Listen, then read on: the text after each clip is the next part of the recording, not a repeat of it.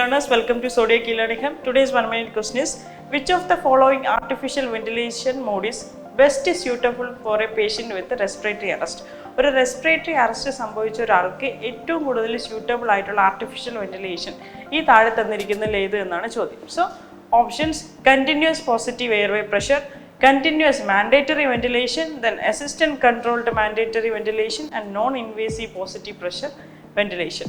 ഇതിൽ കറക്റ്റ് ആയിട്ടുള്ള ആൻസർ എന്ന് പറയുന്നത് കണ്ടിന്യൂസ് മാൻഡേറ്ററി വെന്റിലേഷൻ ആണ്. ഓക്കെ, കണ്ടിന്യൂസ് മാൻഡേറ്ററി വെന്റിലേഷൻ ആണ് ഇതിൻ്റെ കറക്റ്റ് ആയിട്ടുള്ള ആൻസർ എന്ന് പറയുന്നത്.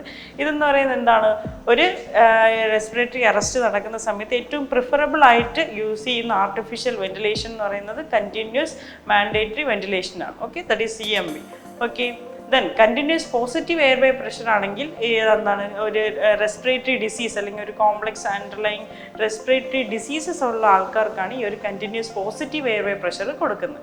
Then non invasive positive pressure ventilation use ചെയ്യുന്നത് എന്താണ്, COPD ഉള്ള പേഷ്യൻസ് അല്ലെങ്കിൽ എന്താണ് ഒരു എക്സസർബേഷൻസ് അല്ലെങ്കിൽ റെസ്പിറേറ്ററി ഡിസ്ട്രസ് ഉള്ള കണ്ടീഷനുള്ള പേഷ്യൻസിനൊക്കെയാണ് ഒരു non invasive positive pressure ventilation കൊടുക്കുന്നത്. Okay, so that's the 1 minute. Thank U.